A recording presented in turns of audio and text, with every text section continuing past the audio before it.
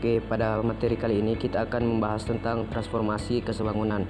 Nah, definisi yang pertama ialah suatu transformasi jadi T itu ya, ini adalah simbolnya ya. T itu adalah transformasi. Oke. Jadi suatu transformasi T apabila transformasi adalah transformasi kesebangunan atau disingkat kesebangunan apabila ada sebuah K lebih besar daripada 0 sehingga setiap pasang titik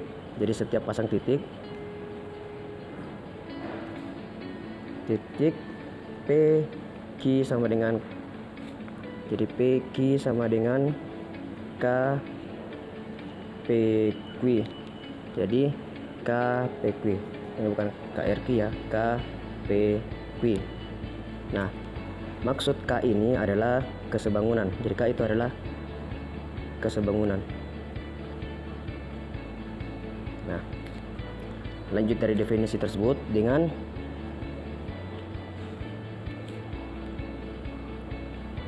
TP itu jadi transformasi P adalah P aksen dan transformasi Q sama dengan Q aksen. Nah, apabila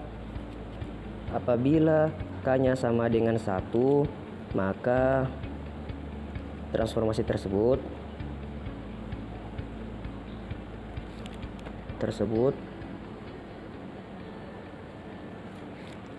adalah isometri.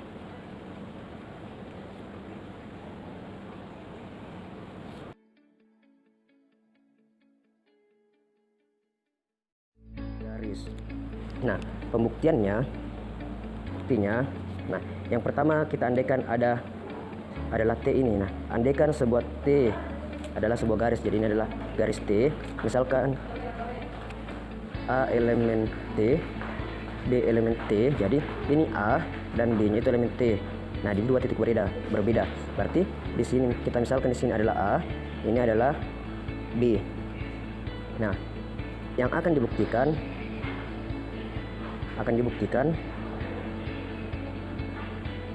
bahwa transformasi T itu sama dengan sinar garis dari A aksen dan A aksen B aksen. Nah, ini yang pertama akan kita buktikan. Nah, ini yang akan kita buktikan. Nah, untuk yang pertama ya, pembuktian yang pertama itu kita buktikan dulu transformasi T merupakan subset dari garis sinar A aksen B aksen. Jadi ini yang akan kita buktikan. Nah, ini langkahnya. Langkah yang pertama ini. Nah, kita pilih dulu garis P. Jadi ada sebuah garis P. Jadi gambarnya ini garis T, ini ada A, ini ada B. Nah, kita pilih garis P elemen T. Nah, apabila P-nya ini terletak di antara A dan B, jadi di sini adalah garis P.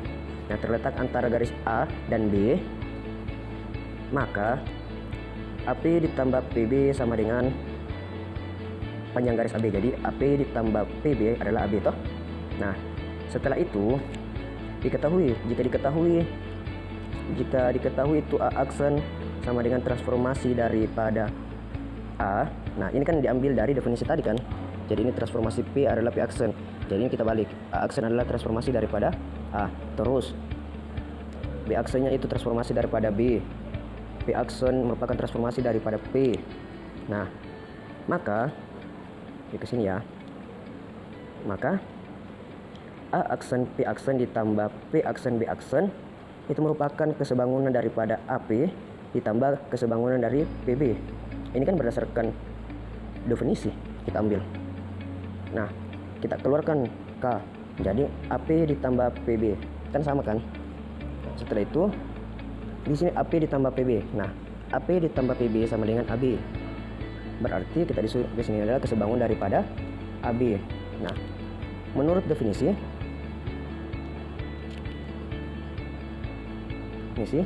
A aksen itu B aksen itu sama dengan kesebangunan daripada AB.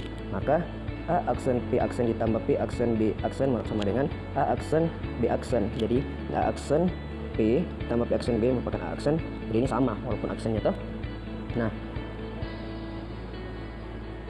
jadi P aksennya itu terletak di antara garis A aksen, jadi ini gambarnya. Jadi ini A aksen, ini P aksen, dan ini B aksen. Nah, jadi P aksen itu terletak antara garis A aksen dan B aksen. Sehingga kesimpulannya, sehingga apabila kita balik juga, misal A berada di antara P dan B, B berada di antara A dan P, nah, itu bisa. Jadi P aksen merupakan subset dari A aksen, sinar garis A aksen B aksen. Nah, sehingga dapat kita simpulkan bahwa transformasi T merupakan subset bagian daripada A aksen B aksen. Jadi transformasi T merupakan subset dari sinar garis A aksen B aksen. Oke, lanjut yang kedua. Yang kedua yang akan kita buktikan adalah garis sinar A aksen B aksen merupakan subset dari transformasi T. Nah, jadi di sini ada Q aksen merupakan subset dari A aksen B aksen. Nah, ini yang akan kita buktikan. Nah, jadi ada sebuah gambar begini. Ada A aksen, B aksen, Q aksen itu terletak di antara A aksen dan B aksen. Karena karena T-nya adalah transformasi, maka T-nya itu adalah surjektif. Toh? Jadi T-nya itu adalah surjektif. Nah, sehingga ada Q, makanya ada Q, sehingga Q aksen itu merupakan transformasi dari Q. Karena ada Q, jadi Q aksen itu adalah transformasi dari Q. Nah, kita andaikan nih, selanjutnya kita andaikan bahwa ada garis Q, atau garis Q aksennya ini terletak antara A aksen dan B aksen. Nah, kita ambil di sini A aksen Q aksen sama dengan Q aksen B aksen, artinya panjang A aksen Q aksen sama dengan Q aksen B aksen. Sama panjang apabila Q-nya itu bukan elemen T. Nah, jadi kesebangunan AQ ditambah kesebangunan QB lebih besar dari kesebangunan AB, sehingga A aksen Q aksen ditambah Q aksen B aksen lebih besar daripada A aksen B aksen. Nah, ini berlawanan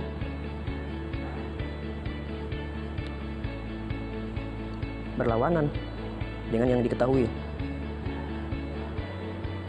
Nah, jadi ini berlawanan dengan yang kita ketahui. Maka jadi yang tadi itu, yang Q aksen bukan elemen T itu salah. Yang benar itu adalah Q elemen T serupa untuk A aksen antara Q aksen B aksen, dan begitu juga sebaliknya. Jadi berlaku juga untuk B aksen antara A aksen dan Q aksen. Nah, dengan demikian sinar garis A aksen B aksen merupakan subset dari transformasi T. Jadi karena kedua syarat ini terpenuhi, syarat ini dan ini terpenuhi, maka teorema satu ini terbukti. Yang kedua adalah teorema mengawetkan urutan sudut ya. Jadi diandaikan kan diketahui sudut ABC dan transformasi sudut ABC sama dengan sudut A aksen B aksen C. Nah, permisalan gambarnya itu begini. Jadi dia ada segitiga ABC. Jadi ada transformasi segitiga ABC juga. Itu sama dengan segitiga A aksen, B aksen, C aksen. Nah, maka itu ya gambarnya segitiganya, maka A aksen B aksen sama dengan kesebangunan AB. Nah, itu juga B aksen C aksen sama dengan kesebangunan BC. Nah, begitu juga dengan A aksen C aksen sama dengan kesebangunan AC. Nah, sehingga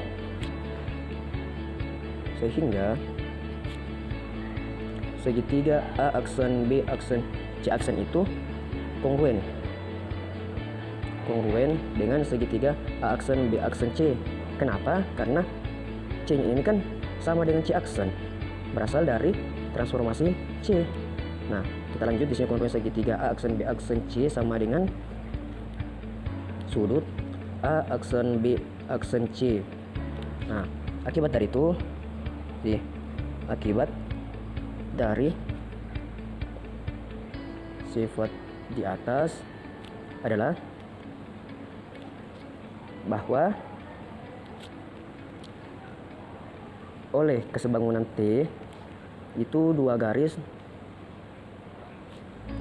yang saling tegak lurus akan tetap tegak lurus.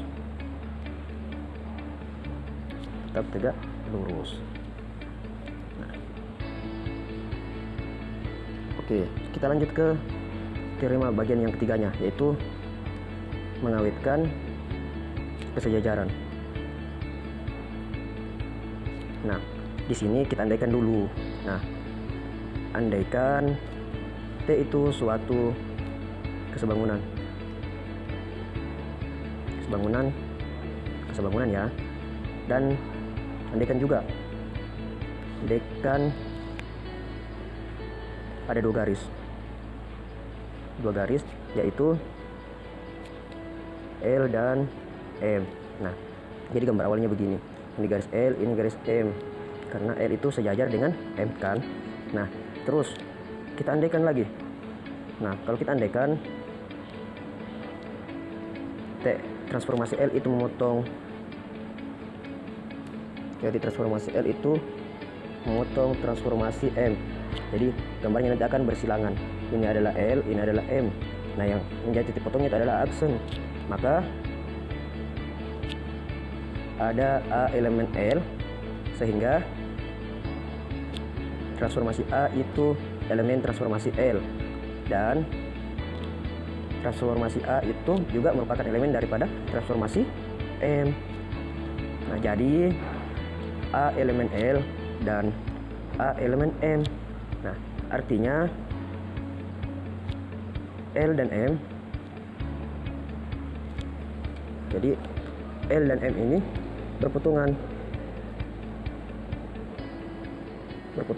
di mana? Di A aksen. Nah, sehingga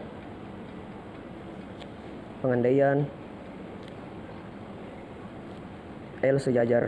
garis L sejajar dengan garis M itu salah. Jadi salah ya. Nah, seharusnya L dan M berpotongan di A aksen.